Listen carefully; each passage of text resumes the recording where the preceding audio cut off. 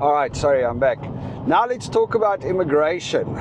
So as much as Canada's immigration was very open and lots of people were let in recently, there seems to be quite a backlash against immigration growing in Canada. And it's not, look, the thing is, it's like even in the US elections, immigration was an issue and people were like, yeah, Trump doesn't like immigrants, or that one loves immigrants, whatever. We also have to distinguish between different types of immigration.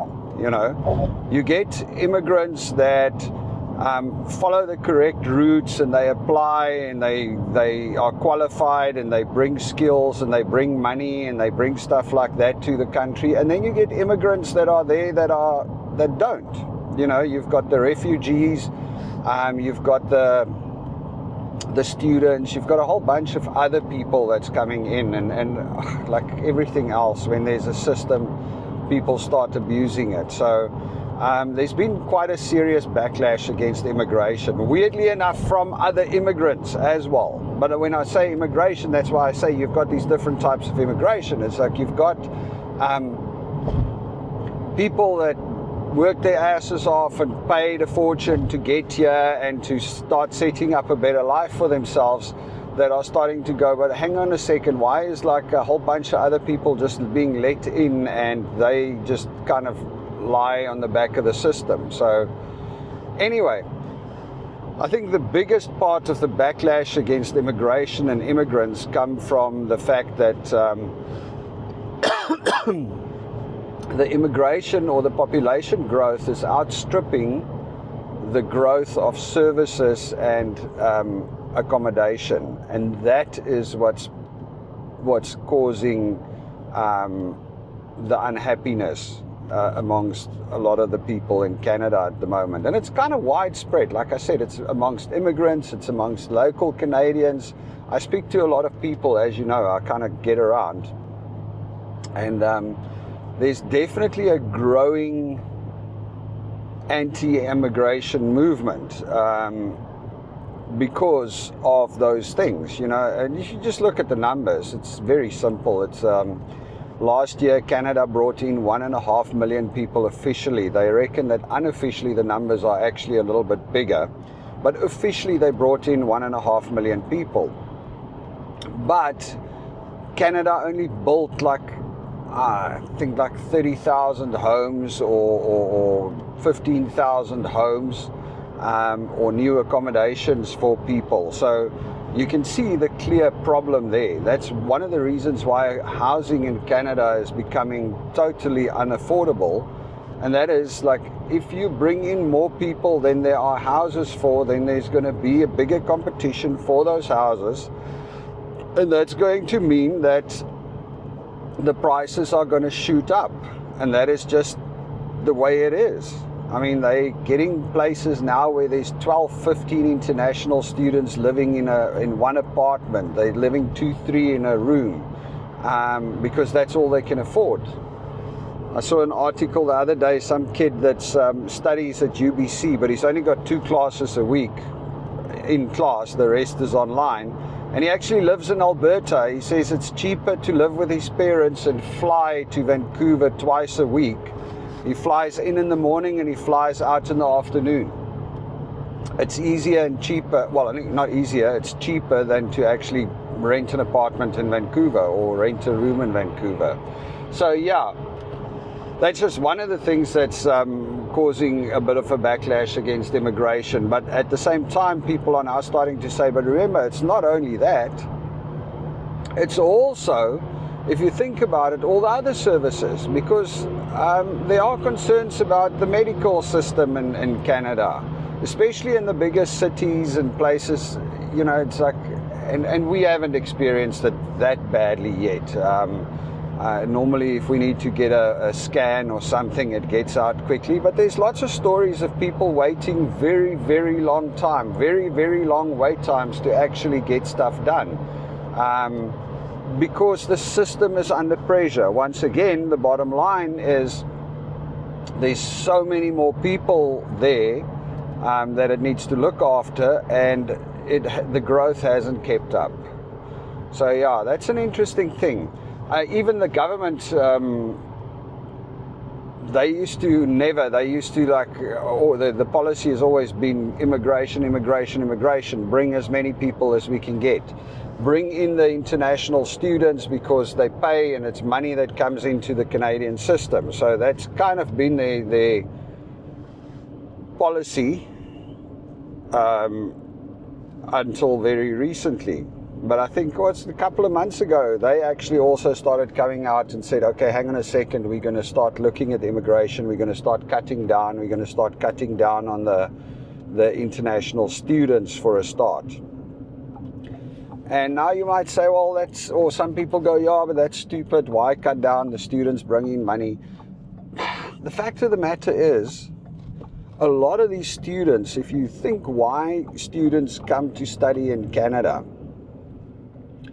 I mean, what would be the reasons for you to come and study in Canada? Number one, would the most obvious reason would be that, hey, I can go to a top tier university or a top tier organization and I can get a top tier qualification. So when I go back to my country or anywhere else in the world, I now have a qualification that I now have a valuable qualification from a top tier institution, so that is why I want to go and study in Canada.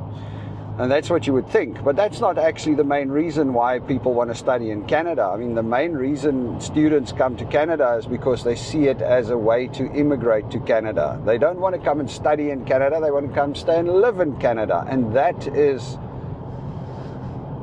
that's the reason they want to immigrate, or they want to come and study in Canada. Which, once again, is nothing wrong with it. There is a pathway to doing that, you know. So if you come to Canada and you study and you qualify, then you get a work permit, and if you can find a job that keeps you around, it moves you into the next step, and you actually become a Canadian citizen or a Canadian permanent resident, and you can move into Canadian citizenship, which is great. And I mean, the concept behind it is perfect. It's like, okay, we get smart young people, they come across, they study, if they do well, we keep them here and we retain the talent. And we've got young talent which has still got a whole working life where they can contribute to the GDP and the growth of the country, which is great.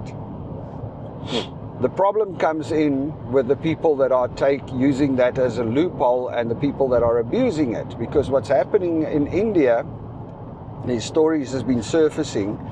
So they've got agents. So firstly, they set up these diploma mills. So it's a freaking, I mean, the one place I saw there, it's like a freaking little office above a McDonald's or something. And it's now some sort of university. It's registered, it's affiliated to to one of the universities, and for that reason it can do a course, but it doesn't even have classrooms. It's not a proper educational institution. It's a little office above a McDonald's. And then what they do is they pay a finder's fee to to agents in China, in India, that find them students to come study here. And that finder's fee is $2,000. So they will pay you $2,000 if you find a student that will come and study with them. And what they're doing is it's actually just ridiculous. It's just fraud. That's what it is.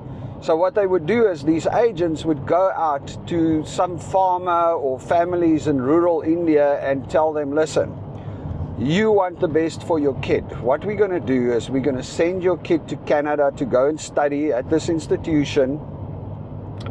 It's going to cost you everything you have. So basically people mortgage their farms and sell their farms to raise, because I mean, they charge like $20,000 or something stupid like that for these diplomas, and people give up everything. They sell their assets, they mortgage them to the hilt so they can afford to give their child this much better life, this fairy tale life that gets sold to them by these agents.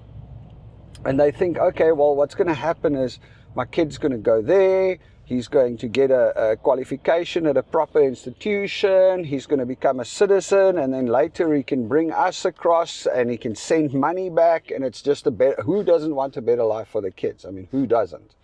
But yeah, so what happens then is these diploma mills, I mean, it's just bullshit. So the people do all of that. They send their kid over. The kid arrives here, and it's like not a proper institution. It's not like you're going to university. It's some like hack place where, you're not actually really learning something. They just give you some sort of diploma, but you don't have anywhere to stay. So you kind of have to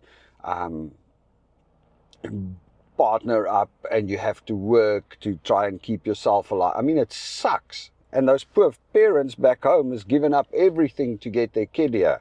And then, of course, there's this whole thing that like, well, you're guaranteed. And that's also a lie, because you're not guaranteed. If you study here, there is a pathway for you to become a citizen.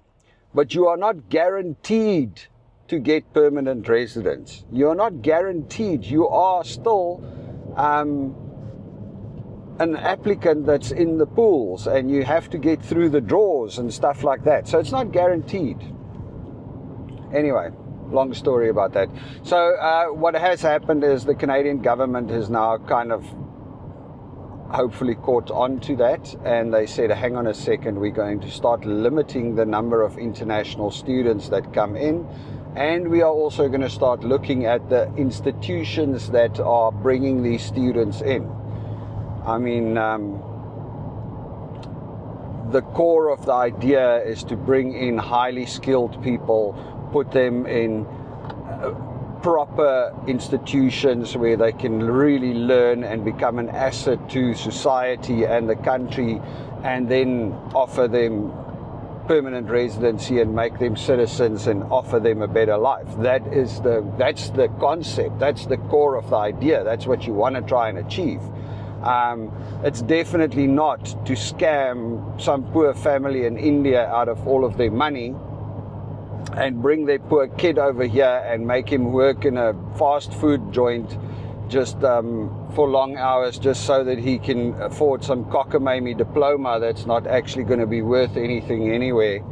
And then he needs to find a job. Yeah, it's just it's just not right. Anyway, long story short, the Canadian government is now calling, they're now cutting down on that, or stopping a lot of that, which is a good thing, I guess. And then I do foresee that in the near future it's going to get more difficult to get into Canada. So if you have plans of coming to Canada, sooner rather than later would be my suggestion. I mean, the Canada is still, I mean, they haven't made an official policy to start cutting down on other forms of immigration. It's just the students that they're starting to limit. But I do believe that in the near future, in the next year or two, things are going to change. I do think that they are going to actually start limiting immigration and start being stricter about it again. Not because immigrants is a bad thing, I think the problem is you either gotta, if you want to sustain the amount of immigration, and I guess that's the feeling of most of the people here, if you want to sustain the amount of immigration, you have to catch up with the services, which sometimes, what was it?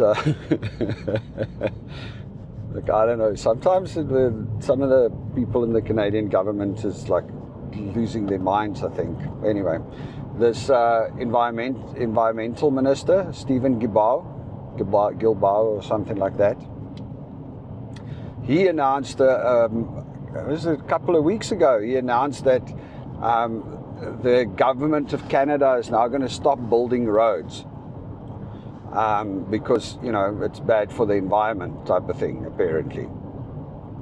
So there was obviously quite a significant backlash against that. People were like, we live in the second biggest country in the world and you want to stop building roads? Are you out of your freaking mind?